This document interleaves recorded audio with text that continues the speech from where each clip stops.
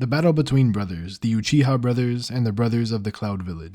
This video was recommended to me by a subscriber, so if you have any recommendations, feel free to leave them down in the comments, and while you're down there, make sure to drop a like and make sure you're also subscribed to the channel. Alright, let's get into the versus battle. So, to preface this fight, this is going to be Hebi Sasuke and the Itachi that fought Hebi Sasuke, so any feats before this will be used. And in Itachi's case, some war arc stuff may be used, considering, at least from his perspective, not much time passed from his death to his revival in the war arc. So we'll be using a theoretically healthy Itachi just for the sake of him not dying of ninja cancer and being almost completely blind during this fight. As for Killer Bee, this is going to be the version of him that fought Team Taka in the Cloud Village, and for the Raikage, this will be the version of him that also fought Team Taka during the 5 Kage Summit. Before we get into who wins and how they would interact with each other in this fight, I'm going to go over each character's individual scaling, starting off with Itachi. So it's a bit needless to say if you've watched the anime or read the manga, but Itachi is really strong. He makes his first appearance in part 1 where he goes toe to toe with Kakashi and Kurenai to an extent, with Kakashi at that point in time being one of the strongest characters in the series and to our knowledge the peak of what a Sharingan user could be. Then out of nowhere this guy that we only know as Sasuke's older brother just destroys him with one genjutsu. And this genjutsu, Tsukuyomi, even though it's introduced towards the beginning of the series, it remains like a top 5 jutsu in the entire series. It's like 3rd or 4th strongest at the end of the manga. Then in his next appearance, he comes to capture Naruto, and during this, not only does he use that genjutsu again on Sasuke, but he also shows us Amaterasu for the first time when he escapes Jiraiya's Toad Belly jutsu. And while we're on this encounter, people to this day believe that Jiraiya could have beaten both Itachi and Kisame, and I mean, like,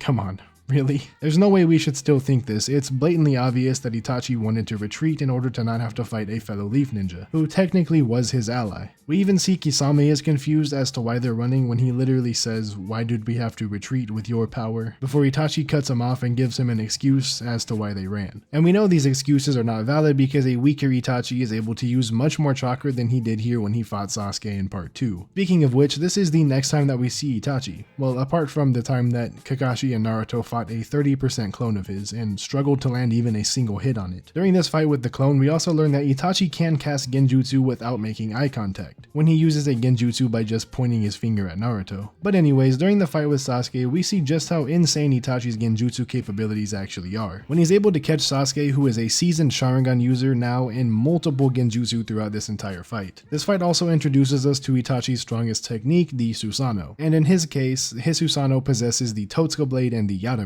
with the Totsuka Blade being able to seal anyone that he's able to stab with it, pretty much with no exception. People as strong as Orochimaru and in around 80% Edo Nagato are sealed away with the Totsuka Blade, and there is no way that they can counter it once they're stabbed. So it's pretty much a one-shot weapon. And the Yatamir is also insane, probably even more insane than a Totsuka Blade to be honest, as it's able to block theoretically any jutsu and or physical attack, though it has its weakness because it's not omnidirectional and can only block attacks coming from the front where Itachi is facing. And though he was pretty much blind and on his deathbed, Obito says that if Itachi was trying, then he still could have beaten Sasuke in this fight, which is actually wild. And then the last bit of feats that we get are from the war arc, and Itachi is around 80% of what his actual power should be, you know, give or take. But he's able to swap hands with a KCM1 Naruto, the same Naruto who just before this was able to outspeed the Raikage. And it's definitely possible and probably likely that Naruto wasn't fighting at that exact speed, but it still puts Itachi in that realm even if he is slightly slower. Then Itachi swaps teams and pretty much 1v1s Nagato, and even saves Bee and Naruto a few times throughout that fight, before dealing the finishing blow to Nagato. And the last fight we see Itachi in is versus Kabuto, but we don't really get a good picture of his strength because both him and Kabuto held back in this fight. But we do learn that he can use Izanami, and essentially trap an opponent in an unbreakable genjutsu with just 3 steps. The only way to break this is to do whatever the caster wills, and you would just have to pretty much change your ways and your whole mindset just to get out of this genjutsu. So yeah, Itachi is kind of a monster and for sure amongst the top tiers of the verse even at the end of the series. And for his partner in this fight and his little brother, we have Sasuke, specifically Hebi Sasuke, who I do believe is stronger than the Sasuke that fought Killer Bee, but definitely not stronger than when he pulled up on the 5 Kage Summit. So I think he's a better matchup for Killer Bee with his curse mark and Orochimaru's power, but we'll kind of get into that later. Hebi Sasuke has a few fights throughout the series, but before making Hebi, we get introduced to Sasuke for the first time in part 2, where he proceeds to speed blitz not only Naruto but Sakura, Sai, and Yamato.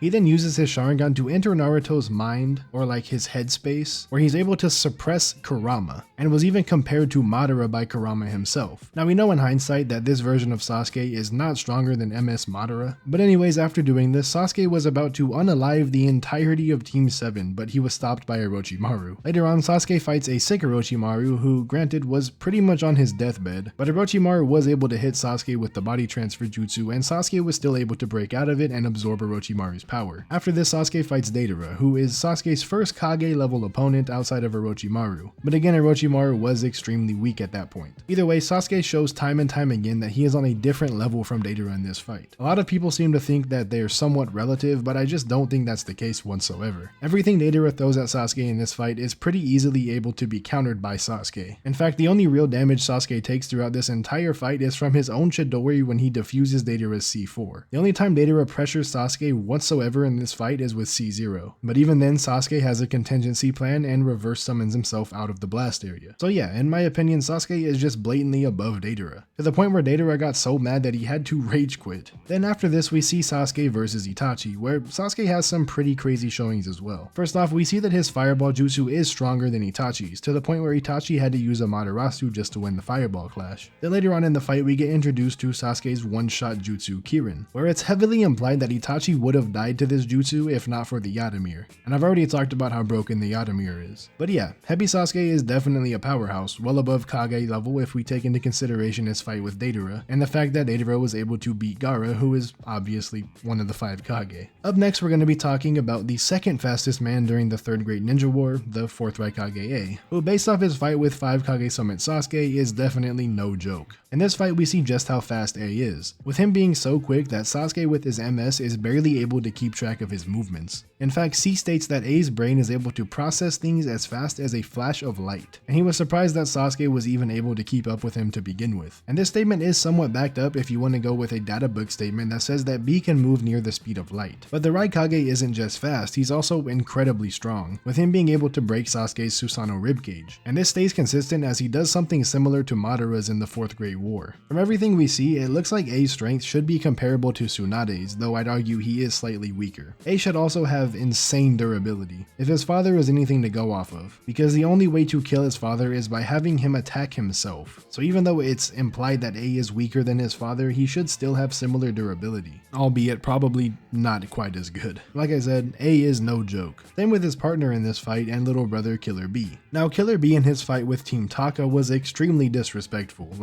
Well, it was clear that Sasuke with help from the Sharingan could react to Killer Bee's movements. Killer Bee was just a much better swordsman than Sasuke. And on top of that, when he transforms into the 8 Tails, Bee was pretty obviously stronger. But I would argue that Sasuke still did pretty good in this fight contrary to popular belief. But this was mainly due to Amaterasu, which forced Bee to retreat after he let Team Taka get away with a clone. There's not a super lot to talk about with Killer Bee at this point, but a Biju Bomb is gonna be an issue in this versus battle, obviously.